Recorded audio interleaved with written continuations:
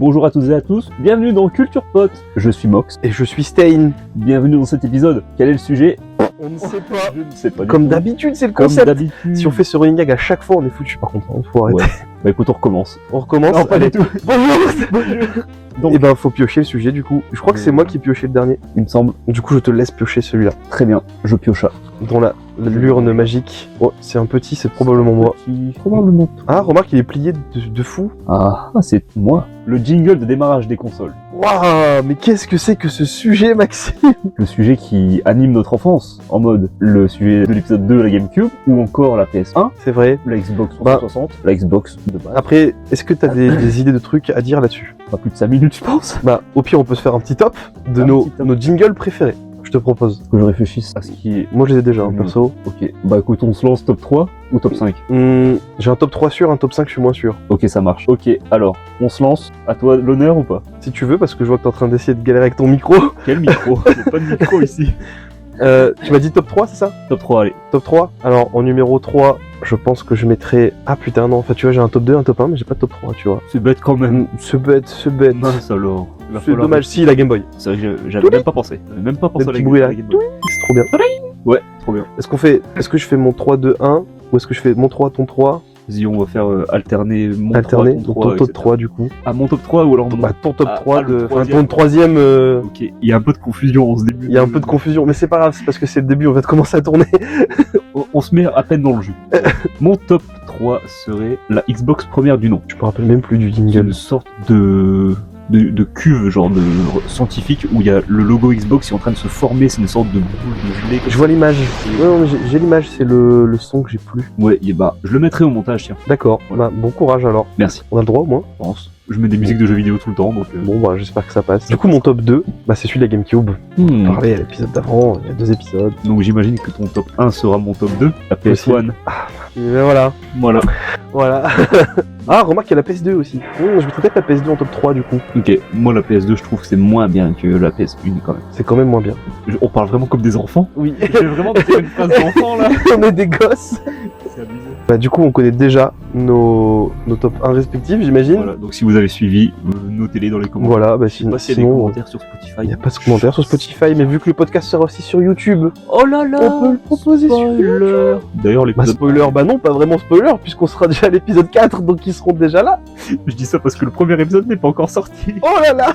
Puisqu'il sort ce week-end au moment où on tourne. Oh là là. Oh là là. Incroyable. Si, en espérant que le 4 sortira, parce que si le 1 n'a pas assez de vues, on a dit qu'on arrêtait Culture Pote. Ouais. Donc vous avez intérêt à faire 2 millions de vues maintenant. Tout de suite. Ramène ta grand-mère. Après ça sert à quoi de faire des menaces, alors que du coup si je fais cette menace, l'épisode sera toujours pas sorti du coup. Tais-toi. Tu réfléchis trop. Faut que j'arrête de réfléchir. On le proposera que pour les potes celui-là. Voilà, c'est ça. Ce sera la culture pour les potes et C'est ça. pas culture pote, juste nous deux. Donc du coup, comme on a deviné, mon top 1 c'est la PS1 et ton top 1 c'est la GameCube. Absolument. Donc on est bon. On est bon, on a Le fait sujet on a est fait le top. terminé. Voilà, le sujet est fini. Bonne journée. C'était une émission qui fera 5 minutes, comme on l'avait dit. Let's go. Super. Allez, je pioche le nouveau sujet du coup. C'est parti. Waouh, je fais plein de bruit, regardez, écoutez ça. Ah, c'est horrible sur Spotify, les gens sont en train de mourir. Trop triste. Qu'est-ce que c'est le sujet? J'ai oublié que je savais pas lire, merde. Ah mince alors. Mince. Oh, c'est toi ça, tout C'est ton moi. La culture avant les réseaux sociaux. Ah ouais. Ah ouais, c'est technique, Ah, mec, c'est- t'as vraiment fait des trucs techniques comme C'est un- sujet, ouais, toi. c'est un peu méta parce que maintenant on peut plus imaginer une société sans les réseaux sociaux et sans internet. C'est pas faux. À même aller de mal en pis, comme on dit. Surtout avec la Gen Alpha qui arrive. La Gen Alpha, c'est vraiment comme ça qu'ils les appellent? Ouais, la prochaine génération d'enfants sera Comment la ils Gen comment on Alpha. appelle la Gen dans genre 5-6 ans? La Gen Sigma. La Gen Sigma. Ils vont tous les faire. La Gen Epsilon. Les Gen, ça va être des universités américaines maintenant. La Gen Yell. J'ai pas d'autres trucs américains. Bah du coup, je te laisse te développer parce que j'ai pas d'idée de trucs à dire sur ton Ok. sujet pour l'instant. Donc, ben, vraiment, aujourd'hui, notre culture tourne autour des réseaux sociaux, on va dire. Tu prends une photo, tu penses direct à la mettre sur Instagram. Tu vois un animé, tu te dis, ouais, faut que j'en fasse une review. Que des trucs comme ça. Il y a ce culte de, j'ai envie de montrer que j'existe un peu. Et avant, il y avait pas ça parce que les gens profitaient plus, je pense. Mais après, il y a toujours le contre-argument que les gens étaient pas mal sur la télé et n'arrêtaient pas de regarder la télé parce qu'il y avait que ça. Il y avait la radio, certes. Mais la télé manipulait peut-être un peu les gens, comme elle le fait toujours. Du Mais- coup, t'as décidé de faire un épisode badant en fait, c'est ça? Ouais. sur la société de consommation. Ouais, mec. on est culturé, mais on est aussi... J'ai pas dépressif. Déprimant.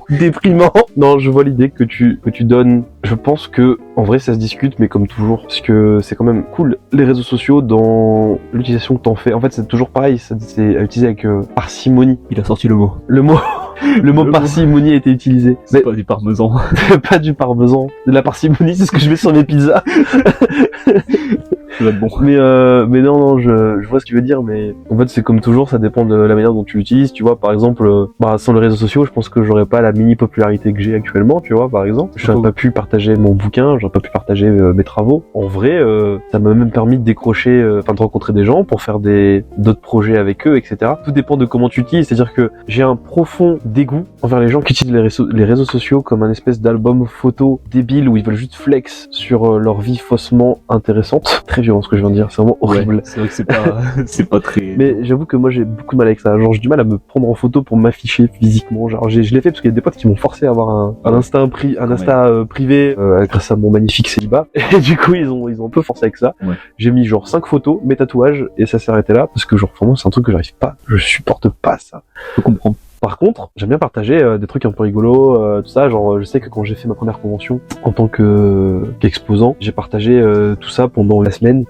l'expérience, comment c'était, etc. Parce qu'il y a vraiment un côté ludique, un côté rigolo et une envie de communiquer avec les gens, tu vois. Donc, je pense que les réseaux sociaux c'est super bien, mais ça dépend de la manière dont tu l'utilises. Et ça, c'est valable un peu partout, je pense. C'est vrai. Ça va peut-être être un épisode à 3 sujets. 3 sujets.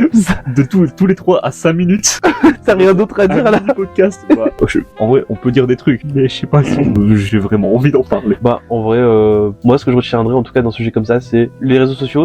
Enfin, genre la vie était pas mieux avant les réseaux sociaux, elle était juste différente. C'est vrai que maintenant on est tellement habitué, on est tout le temps dedans que on se rend même plus compte que c'est là. Bah c'est ça. En fait, il y avait des problèmes sociétaux avant les réseaux sociaux. Certains ont été réglés, certains ont empiré et certains ont été créés avec les réseaux sociaux. Et puis en même temps, les réseaux sociaux ont permis de créer des rencontres et de faire avancer les choses, tu vois. Il y a plein d'amis que je connaissais pas avant que j'ai rencontrés via les réseaux sociaux, tu vois. Plein d'amis auteurs. Par exemple, je fais partie d'un cercle, je vais pas dire que c'est un cercle fermé. Dans le monde amateur, on se connaît tous, tu vois, entre nous. Ouais, carrément. Tout le monde connaît les uns les autres. Même si on n'a pas lu les bouquins de quelqu'un, on connaît son nom, on a déjà vu son bouquin passer. Et clairement, un jour, tu vois, j'envoie un message, je suis sur un gars que je connais pas personnellement, mais dont j'ai déjà lu le projet ou parce que je sais qu'il dessine. Et on va se parler tout de suite parce qu'on se connaît quand même tous les deux vaguement. Ça, c'est bien, c'est un truc cool, tu vois. Ça aide à se connaître. Sur TikTok, quand je vais commencer à faire mes critiques de BD, j'ai eu 2-3 auteurs de TikTok qui m'ont, 2-3 utilisateurs de TikTok, pardon, qui font du podcast BD, enfin de la vidéo BD, qui m'ont follow juste derrière et on se parle pas, on se connaît pas, mais on se partage les uns les autres, tu vois. Ouais. Donc c'est cool quand même. Mais d'un autre côté, effectivement, ça a créé d'autres problèmes. C'est bien vrai. Et bah j'ai pas grand chose d'autre à dire que ce qu'on vient de dire. Ouais, moi non plus. Toi non plus. Je pense qu'on peut tirer. Et ben piochons un 3e sujet alors pour l'émission. Ouais, j'avoue. Oh c'est long ça. Everything, Everywhere, All at Once. Oh let's go. C'est tellement long que c'est partout, tout le temps, à la fois. Tout à la fois. Mais je pense que ça va être un sujet à 5 sujets, par contre, parce que j'adore ce film. Par contre, est-ce que je vais réussir à tenir 45 minutes à en parler? Je ne sais pas. Ouais, surtout qu'il faut se rappeler de tout ce qui se passe. Moi, je l'ai vu 3 fois dans l'année et je le revois régulièrement, donc ça va, je me rappelle à peu près. Quand même. Qu'est-ce que c'est Everything, Everywhere, All at Once? Maxime, tu nous décris ou je m'en occupe? Je peux essayer. Eh ben, vas-y, essaye. Mais n'hésite pas à rajouter des choses parce que je vais sûrement oublier des trucs parce que je l'ai vu qu'une seule fois, moi. Donc, c'est un film à propos de multivers. On rencontre une dame, mère de famille, femme au foyer, qui vit une vie pas folle, hein, on va pas se cacher. Et puis, un beau jour, il y a son mari qui se met à avoir une touquette et puis il lui dit fais ça, un truc comme ça. En gros, il lui file une liste de choses à faire. Est-ce que tu veux que je résume peut-être? Je sens que t'es perdu. Non, je peux résumer. Non, ça va? Vas-y. En vrai, ça va être marrant d'entendre résumer le film parce que ça part tellement en cacahuète très vite. Ouais, vraiment. Donc en gros, il y a un système de voyage entre les dimensions que tu fais en faisant des choses très spécifiques comme, admettons, pas te claquer la tête contre la table. Manger... Je viens de le faire, pardon. Ok, manger un chewing-gum. Je suis différent maintenant. C'est le Alexis du système Beta 5. Je crois que c'est vraiment les termes qu'ils utilisent en plus. Trop stylé. Bah écoute, je suis dans le thème. Du coup, tu peux manger un chewing-gum sous la table pour changer de dimension encore. J'ai que mes crottes de nez sous la table, mec. Ça peut compter. C'est vrai que ça marche dedans, normalement. Ouais, ou alors tu peux sauter sur un plug anal. C'est une vraie scène du film. Une vraie scène du film, ouais. Et ça fonctionne étrangement très bien dans le contexte établi préalablement dans le film, et bah, c'est trop cool. Et en gros, voilà, je vais pas révéler le pourquoi du comment, c'est elle qu'on va chercher pour faire la liste de choses à faire, mais c'est quand même bien marrant quand t'apprends pourquoi. Oui. Et du coup, voilà, ça parle de traverser les dimensions et Il y a plein de sujets différents. En fait, Everything Everywhere All at Once, c'est un film des Daniels que les gens connaissent probablement pour Swiss Army Man. Antoine Daniel. Exactement, c'est plein d'Antoine différents. Ah ouais, trop bien. Swiss Army Man qui était leur premier gros succès, qui était un film pas moins débile avec Daniel Radcliffe, l'acteur de Harry Potter. Non, c'est pas ça. C'est l'acteur d'Harry Potter. J'ai oublié son nom. Si, c'est ça. Juste, moi j'ai pas le contexte des films, donc je saurais pas dire Voilà. qui a joué dedans. Non mais c'est ça, je me souviens plus de son nom, mais c'est l'acteur d'Harry Potter du coup, c'est Daniel Très Radcliffe. Donc c'est Swiss Army Man, c'est un film avec Daniel Radcliffe dans lequel un gars est échoué sur une île déserte et au moment de se suicider parce que il sait pas comment partir de cette île, il y a un cadavre, donc celui de Daniel Radcliffe, qui débarque sur l'île et en fait le gars qui veut se suicider se rend compte que le cadavre, il est vivant. Oui, le cadavre, il est vivant. Le cadavre X. Oui, voilà, le cadavre est vivant. Et en fait, il peut faire plein de choses, le cadavre. Genre, il sert de jet ski en pétant. Il indique également le nord avec son sexe. Et voilà. Il sert aussi de fontaine à eau filtrante. Genre, il met de l'eau sur lui et ça fait une fontaine à eau. Et en fait, il va se servir du couteau suisse humain pour essayer de s'enfuir de l'île. Et c'est un très très bon film. Bien perché, quoi. Ça en a tout l'air. Ouais, j'ai vraiment adoré ce film, perso. Et du coup, c'est les gars qui ont pondu Swiss Army Man. Ils ont fait aussi un autre film, je crois, avant Everything Everywhere, mais j'ai oublié le nom. Et bref, Everything Everywhere, moi, ça reste mon gros coup de cœur des Daniels. Et genre, c'est clairement devenu, en un visionnage, mon film, je pense, mon film préféré. Rien que ça. Ouais, franchement, ouais. Mieux que chaque Tarantino confondu. Bah, franchement, ouais, même en tant que grand fan de Tarantino, j'ai jamais. Genre, Everything Everywhere All at Once, il est sorti fin 2022, je crois. Il me semble. Je l'ai déjà vu à peu près 8 fois. Alors que le Tarantino, genre l'intérêt de Tarantino, je les ai vus 8 fois en tout, alors que je suis fan depuis genre mes 15 ans. Donc j'ai vraiment poncé Everything Everywhere All at Once, mais parce qu'en fait il y a plein d'idées, mais tellement géniales dans ce film. Tout est tellement bien travaillé et bien mis en scène et c'est vraiment artistique en fait, Everything Everywhere All at Once. Et les sujets sont fous, comme tu disais, ça parle de multiverse. D'ailleurs, ce qui est vachement rigolo, c'est que ce film il est sorti en pleine hype multiverse, parce qu'on a eu Marvel, on a eu les séries type Loki, etc. On a eu Spider-Verse qui est sorti au même moment. Ouais. Et juste en fait, ce film, c'est pas un film de super-héros et c'est le film qui décrit le mieux le multivers en fait, je trouve. Enfin, en termes de logique. C'est dingue quand même que Marvel doit aller se rhabiller après avoir vu un film de ce genre qui décrit mieux le système établi depuis genre 50 ans. Ouais, c'est vraiment, c'est trop drôle. Et donc du coup, toute cette histoire de multivers, ça a été vraiment trop bien travaillé dans Everything Everywhere All at Once parce qu'ils ont eu cette idée incroyable de bien séparer l'idée de multivers qu'on connaît nous des films de super-héros et une idée de multivers vachement plus travaillée et intelligente. C'est-à-dire que dans Everything Everywhere All at Once, on ne voyage pas entre les multiverses. On partage la personnalité du multivers qu'on va rencontrer. C'est-à-dire que l'actrice qu'on suit, donc j'ai oublié le nom du personnage, j'ai plus son nom, et j'ai plus le nom de l'actrice non plus, je suis un connard. On va rechercher ça tout de suite. Il va aller chercher ça tout de suite. En plus, c'est une actrice super connue de films de kung-fu. En fait, cette actrice, ce personnage-là, il ne voyage pas entre les dimensions, il va propulser sa personnalité vers une autre dimension pour voler ses capacités. Par exemple, elle va dire, je vais aller dans la dimension à Michelle Yeoh, c'est ça. Et elle s'appelle Evelyn. J'en reviens à ce que je veux dire. Donc en fait, Evelyn ne voyage pas entre les dimensions, elle copie les capacités d'une autre dimension. Donc en fait, quand elle se fait propulser dans la dimension dans laquelle Evelyn est cuisinière professionnelle dans un resto de fou. Et du coup, elle vole les capacités de la cuisinière de ce restaurant-là. Mais le multivers dans lequel Evelyn qu'on connaît existe et le multivers dans lequel Evelyn cuisinière existe, ces deux multivers-là, ils se connectent, ils se rencontrent jamais en vrai. Il y a des petits fragments, genre on fait comprendre quand même que les deux se rendent compte qu'il y a un bail chelou, mais à aucun moment l'une va empiéter dans l'univers de l'autre. Et ça c'est super intelligent parce que du coup ça évite toutes les incohérences débiles, type mais comment il peut être là et là en même temps, ou comment il peut savoir comment deux personnages peuvent coexister en même temps, parce qu'ils coexistent pas en même temps en fait. Donc c'est ça qui est intéressant. C'est-à-dire que c'est juste une espèce d'enveloppe que tu vas voler. Et cette idée-là, elle est trop intelligente. Je sais pas si ça a déjà été fait ailleurs, je suis pas sûr. Il me semble. Je saurais pas te dire. Il me semble pas avoir vu ce genre de choses ailleurs. Et voilà, et c'est plein d'idées comme ça dans Everything Everywhere All at Once. Ça dégorge des franchement toutes les 10 secondes, il y a une idée différente. Et c'est ça que je kiffe dedans en fait. C'est que genre, c'est vraiment 2 heures d'un film qui arrête pas d'innover en fait. Toutes les minutes il innove. Il y a des séquences de zinzin, les séquences de bagarre les gars. Mais les séquences de bagarre, elles sont incroyables.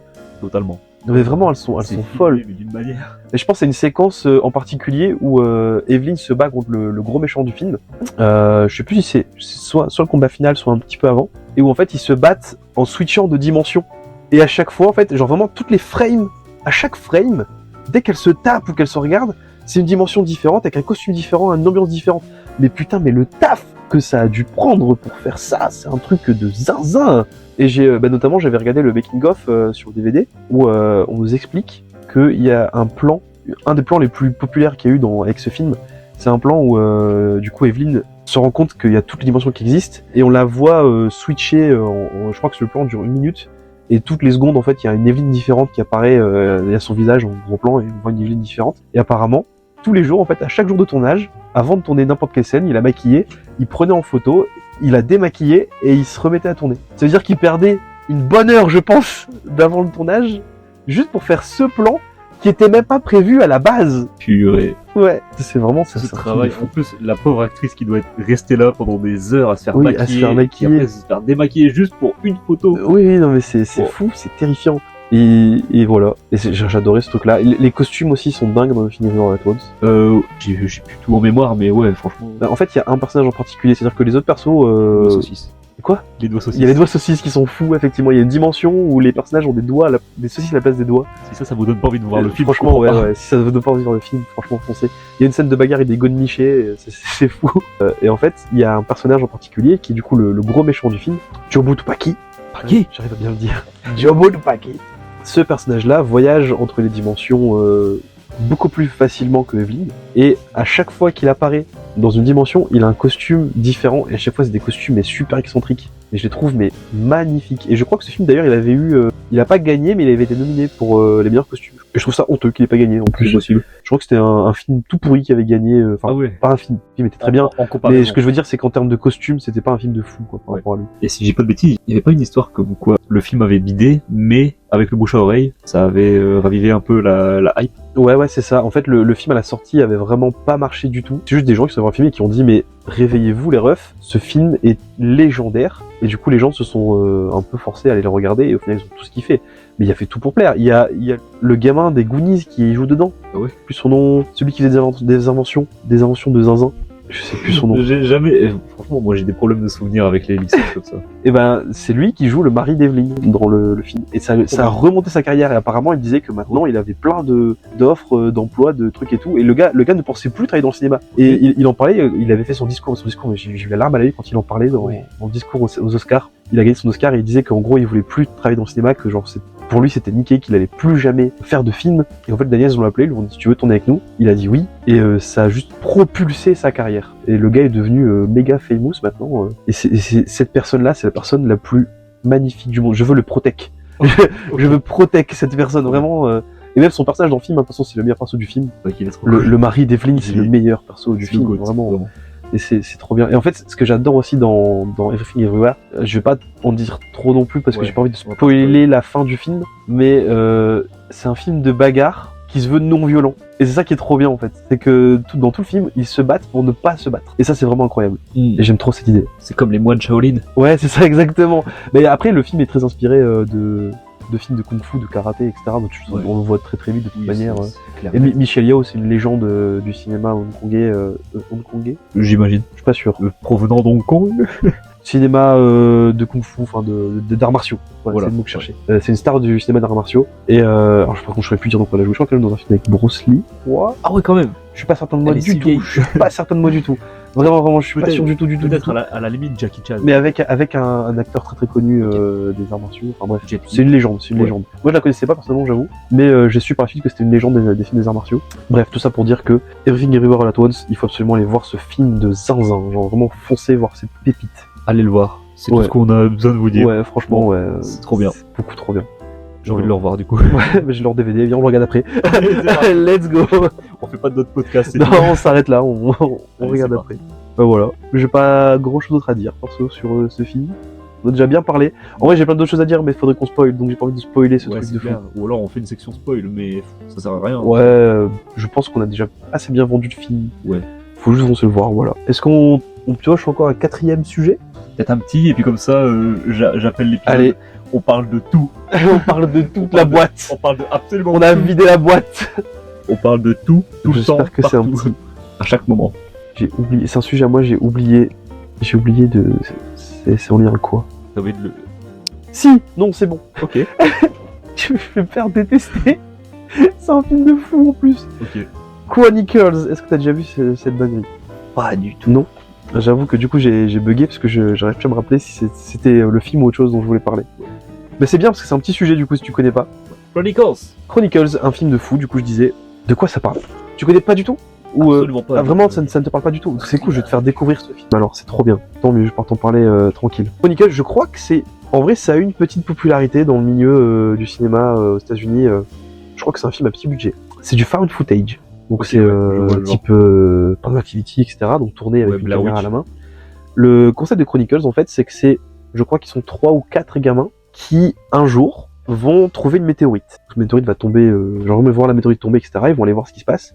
Et en touchant cette météorite, ils vont choper des super pouvoirs. Les super pouvoirs. Des super pouvoirs, ils vont être capables, ils vont choper des pouvoirs de télékinésie. C'est ça, je crois, ouais. Ouais, où tu peux Genre lire dans l'esprit. télépathie. Non, Ouais. du coup, c'est l'autre.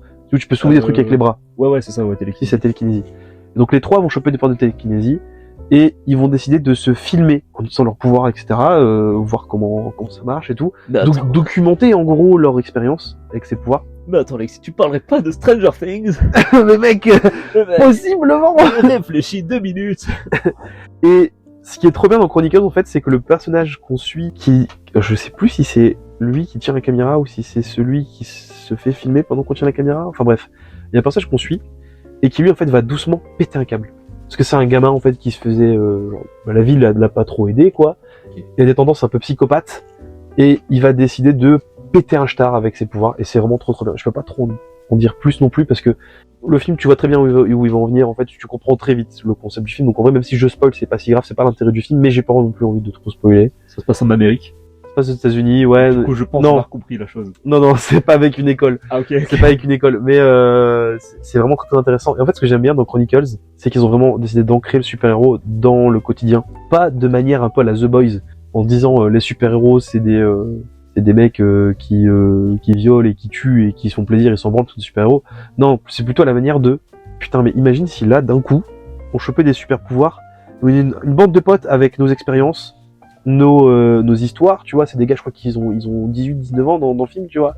Ils ont leur vie, certains sont plus proches d'un ami que d'un autre, et en fait, c'est des gamins, quoi, tu vois, c'est des gamins qui savent pas ce qu'ils veulent faire, et c'est trop bien retranscrit, genre vraiment, j'ai du mal à expliquer. Après, je l'ai pas revu depuis longtemps, donc il y a des scènes qui se sont un peu sorties de la tête, j'avoue, mais je sais que moi, quand j'étais gosse, c'est ma première expérience au cinéma avec le genre super-héroïque. Je pense qu'on peut dire que c'est un genre super-héroïque, hein. Il y a des super-pouvoirs, il y a des... Ouais. Et il y a un peu cette idée, genre souvent ils en parlent de cette idée de vouloir aider les gens. En fait, ça qui est intéressant, c'est que ils disent qu'ils veulent aider les gens, mais ils le font jamais dans le film. Et ça, c'est super bien. Okay. C'est qu'en fait, ils émettent le potentiel en se disant mais ce serait trop cool qu'on soit des super-héros. En fait, c'est des gamins, ils sont égoïstes, ils s'en foutent des gens, ouais. Tu vois, et ils veulent juste kiffer avec leur super-pouvoir. Mais ils font... En fait, avant un certain twist à la fin du film, aucun des personnages ne va ni faire le mal ni faire le bien en fait. Ils vont juste dire hey lol, je peux lever des trucs. C'est tellement réel en fait. C'est ça que j'ai kiffé dans le film. C'est que c'est tellement réel. Je pense que si j'avais des super pouvoirs, tu vois, ça se passerait comme ça. Je me dirais pas je vais aller aider des gens. Ou peut-être que si, j'en sais rien. Je suis élevé par les comics donc ouais. J'ai un peu cette idée, cette envie d'aider les gens, tu vois. Après je pense que je vois tous les gosses ils se disent si j'ai des super pouvoirs un jour, je serai forcément un super héros, je vais sauver le monde. Alors que je suis sûr que si tu les obtiens, tu vas juste penser à toi et tu vas te dire je peux voler, bah trop bien, je vais aller là-bas.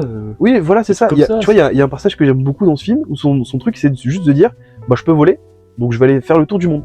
Voilà, et c'est ce kiff. Il va pas aller aider des gens, ni être méchant. En fait, c'est ça que j'aime bien, c'est que c'est pas des gens foncièrement mauvais ni foncièrement bons. En fait, c'est des gens qui ont des pouvoirs et qui veulent s'amuser avec. Et ça, c'est trop bien fait. Et ça donne déjà une dimension plus réaliste. Je dirais, c'est ça. Chronicles, c'est ça qui est bien dans Chronicles, c'est la dimension qui est très réaliste. Et je sais que le film avait pas mal bidé à la sortie. Il a eu une petite remontada récemment, il y a beaucoup de gens qui m'ont reparlé en bien. Il y a des loupés dans le film, il y a plein de trucs qui vont pas dans le film, franchement il y a plein de trucs qui sont pas ouf.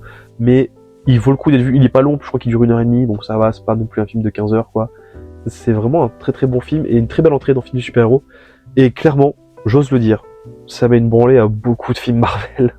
J'ai pas envie de dire, mais c'est pas compliqué. Non mais voilà, c'est super bien fait, c'est super intéressant et pour le coup, Chronicles, je pense que ça a inspiré quelques projets. Bah d'ailleurs, petit aparté, récemment j'ai vu un autre film qui pour moi a clairement eu des inspirations. Je sais pas lesquels des deux est arrivé avant, mais en tout cas c'est évident que l'un des deux s'est inspiré de l'autre. C'est un film qui s'appelle Brightburn. Ça te parle ça? Rien du tout. Non plus. Ah bon. C'est un film, je crois que c'est de James Gunn, celui qui a fait Guardians of the Galaxy. C'est James Gunn. Il me semble que c'est lui. Ouais. James Gunn, ouais. Et en fait c'est un espèce de what if. Donc pour ceux qui ne savent pas ce que c'est un what if, c'est une histoire En gros, c'est quelqu'un qui va imaginer qu'est-ce qui se serait passé si ça se serait passé Autrement. ça s'était arrivé autrement. S'il y avait pardon. un événement, C'est ça. c'est admettons l'oncle Ben ne serait pas mort ou un truc du genre. Voilà, c'est ça. Ça se fait beaucoup dans les comics justement. Par Ouais. exemple, un des what if les plus connus, c'est Superman Red Son, où on imagine qu'est-ce qui se serait passé si Superman s'était retrouvé en Russie soviétique, Ah ouais. pendant la guerre froide. Et c'est un super comics, vraiment. Il est trop cool parce que Batman il a une moustache. Rien que ça Voilà, donne rien envie. que ça vaut le truc. Et donc du coup, Brightburn, c'est un what if justement de Superman. Donc c'est pas officiel parce qu'ils ont payé les droits, mais tu comprends très bien que c'est Superman. ok, Vraiment, C'est ça se voit à des kilomètres. Le monsieur le plus fort du monde. Bah voilà, en fait, genre littéralement, la scène de début de Brightburn, c'est une dame avec un monsieur dans une ferme. Il s'apprête à faire des petites choses. Là, il y a une météorite qui tombe dans leur jardin.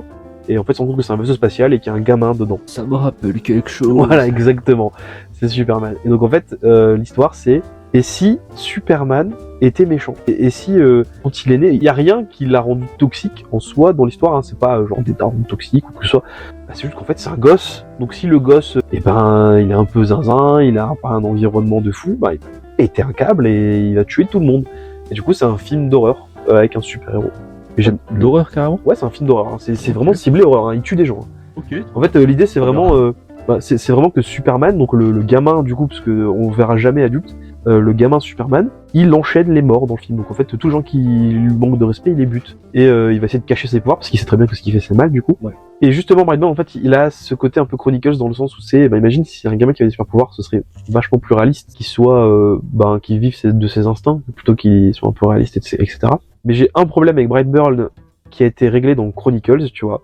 Et le problème que j'ai, bon, je suis désolé, je spoil un petit peu, mais j'ai pas trop le choix. Après, franchement, vous loupez pas grand chose non plus, Brightburn. Par rapport à Chronicles, ne dérange pas de spoiler. Ok. Brightburn, il se termine là où j'aurais aimé qu'il commence, en fait. En gros, si tu veux, l'idée, c'est que le film se termine, le gamin, bon, il a fait son petit carnage et tout. Les personnes qui essayaient de l'arrêter n'ont pas réussi à l'arrêter. T'as le générique de fin. T'es là, genre, c'était pas ouf. Et là, il y a une espèce de scène, de mini-scène post-générique, où il y a un gars au JT, genre un journaliste, tu vois, et il dit oh mon dieu, il y a un enfant au-dessus d'un bâtiment, il est en train de péter un câble. Et en fait, tu te rends compte que le gamin, il a son costume de super-héros qui s'est fait lui-même. En fait, il a tricoté un costume, mais terrifiant, le costume. Ah ouais. Le costume, il est magnifique, je te montrerai en photo après. Ok, ça marche. Il est vraiment sublime. Pour le coup, j'adore vraiment le costume de Brightburn. Et du coup, le gamin est en train de juste détruire une ville. Ok. Il pète un câble, il détruit une ville. Ça marche. Et générique de fin, ça se termine là-dessus. Et en fait, j'ai juste eu trop le seum, parce que moi, c'est ça que je voulais voir, en fait. Ouais, je comprends. Pour moi, tu vois, tu fais un film d'horreur sur du super-héros, tu fais une catastrophe, en fait. Ouais, c'est ça. Après, peut-être que l'horreur ne serait pas aussi prononcée s'il y avait justement cet effet de il défonce tout le monde plutôt que quelques personnes à la fois, tu vois. Bah, je trouve que ce qui aurait été intéressant, tu vois, c'est peut-être faire un film d'horreur du type, le gamin super-héros, il a un peu genre le roi du monde, entre guillemets, tu vois. Ouais. Et c'est un gamin, donc en fait, il est terrifiant parce qu'à tout moment, pour un caprice, il va te fumer. Bah ouais, Et ça aurait été intéressant de faire genre un espèce de film post-apo, tu vois, avec le gamin qui est genre le plus fort du monde dans sa petite ville où il a buté tous les gens qui lui plaisaient pas. Et toi, t'es là, t'essaies de survivre. Parce que si le gamin te chope, mais t'es baisé. Et tu sais, ça pourrait être stylé de voir genre des groupes de gens, genre des gens qui sont pour le gosse et qui vont se battre pour lui, des gens qui vont être une espèce de résistance, qui vont essayer de lutter contre lui, ça aurait pu être super intéressant, Ouais, tu vois. carrément. Il n'y a jamais eu de plan pour une suite. Pas que je sache en tout cas, mais ça aurait été trop bien, franchement. Ouais. Et parce qu'en fait, pour le coup, Brightburn, du coup, c'est juste un enchaînement de morts et qui en soi sont même pas spectaculaires, ce qui est dommage en fait, parce que t'as un gamin super-héros. La mort la plus spectaculaire, elle est montrée hors champ, quoi. C'est vraiment vachement triste. Genre, le délire, si tu veux, c'est qu'il y a une voiture et le gamin, il va jeter la voiture sur un gars. Ouais. Et en fait, ça pourrait être vénère, mais comme c'est montré hors champ, T'as envie de voir le gore ou le mec qui se Ouais, fait voilà. écraser, quoi. en fait, il y a plein de passages où il t'attend à avoir du gore et il y a pas de gore. Et je pense que c'est parce que c'est un Peggy 13, donc forcément, ils ont pas pu Ouais, le bon. montrer. Ouais, ça se comprend. C'est vachement, ouais. et du coup, c'est vachement dommage. En fait, Brightburn, il avait le potentiel d'avoir la popularité de Chronicles aujourd'hui, parce que Chronicles, c'est pas populaire dans le sens connu, mais c'est populaire dans le sens, tout le monde dit que c'est un très bon film. C'est un peu un culte classique, quoi. Ouais, voilà, c'est ça. Et Brightburn avait le potentiel de devenir comme ce film, mais malheureusement, il s'est arrêté là où il aurait dû commencer, et il a pas eu assez d'engouement. Et c'est vachement triste, parce que moi j'étais très hypé par Brightburn. Pour le coup, je pense que si j'avais pas été hypé par ce film, j'aurais peut-être été moins déçu du film. Ouais, bah, souvent quand tu te crées des attentes et que après tu vois le résultat final, t'es genre ouais non, je m'attendais pas à ça. Ouais, Je voulais autre chose, je voulais mieux. C'est vraiment ça. En fait, j'ai vu Brightburn après avoir vu les Gardiens de la Galaxie 3, parce que je suis pas un grand fan de Marvel, j'ai pas vu beaucoup de Marvel. Ok. J'ai beaucoup aimé les Gardiens de la Galaxie. Ouais. Les 3 films. Et le 3e, j'ai vraiment adoré. Et j'avais vu la filmo de James Gunn, que je connaissais. Alors, j'étais pas au courant, mais je connaissais quand même, mais sans savoir que c'était lui qui l'avait fait. Ouais. Il avait fait notamment Super, qui est un autre film de super-héros. Keola, par contre, il faut foncer le voir parce que c'est très très bien. C'est genre qui casse, mais en 10 fois plus trash. Ok, Très, il y, très a cool. vraiment une liste de films à se faire dans cet épisode-là. Ouais, franchement, foncez voir les films. Du coup, j'ai vu Brightburn, et en fait, Brightburn, j'avais déjà vu le costume du personnage, qui du coup, j'étais vraiment amoureux du costume, j'adore ce costume. Et je suis allé voir le synopsis, et j'ai vu que c'était un what if de Superman, et là, j'ai fait, oh, mais putain, mais ça a l'air incroyable. C'est vrai que, comment tu m'en parles, là, ça donne vraiment Ah, mais envie. vraiment, ça donne très très envie, et du coup, je suis un peu déçu, quoi, genre, c'est dommage. Après, franchement, tu passes pas un mauvais moment dans le film, genre, je l'ai regardé, j'étais pas non plus, je me faisais pas chier, et je me disais, il y a tellement de scènes qui auraient pu être mieux travaillées, et plus intéressantes, et c'est le genre de scène qu'on voit dans Chronicles, en fait. Donc, en fait, Chronicles, pour moi, c'est genre une version plus stylée, genre plus de Brightburn, tu vois. Ok. Voilà. Ça marche, c'est C'est cool. juste franchement. blablater là-dessus, parce que justement, l'idée de Chronicles, je l'ai eu en voyant Brightburn. Je me suis dit, ça peut bien le mettre dans la liste pour justement emboîter sur ces deux films-là que j'ai tendance à comparer beaucoup. Ouais, carrément. Parce qu'en fait, Brightburn, bizarrement, c'est un film d'horreur qui me fait pas peur, et Chronicles, c'est un film psychologique qui me terrifie. Ok. Voilà.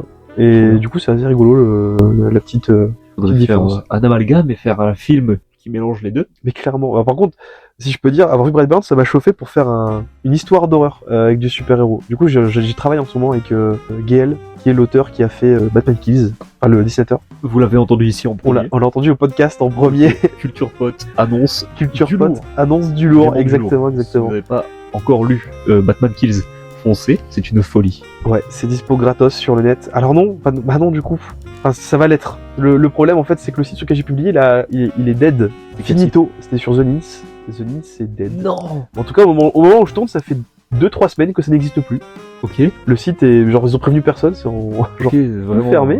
C'est Donc down, quoi, ouais, c'est ça. Donc c'est full down. Donc je vais remettre Batman Kills sur Manga Draft. Normalement quand l'émission sera tournée, ça devrait être de retour sur Manga Draft. Ouais, logiquement. Là, Logiquement. on part sur du fin mars. Voilà, voilà. Donc normalement, ce sera de retour sur Manga Draft. Donc oui, vous pouvez lire Batman Kills, qui est un what if d'ailleurs. Oui, c'est On vrai. revient, tu vois, C'est vrai la qu'on boucle, que c'était exactement. C'est un what if que j'ai fait du coup avec mon copain Gaël Comics. On a imaginé ce qui se passait si Batman tuait, du coup, d'où le titre. Pourquoi il tuait et pourquoi il pèterait un plomb. Et donc en fait, c'est motivation. quelles seraient ses motivations exactement. Et en fait, cet auteur-là, Gaël, m'a dit qu'il aimerait bien taffer sur de l'horreur. Et moi, c'est un des seuls genres sur lesquels j'ai pas encore taffé. Donc, C'est vrai qu'en voyant le style de Batman Kills, de toute manière, ouais, ça se sent. ça sent l'effet organique qu'il y a dans les environnements.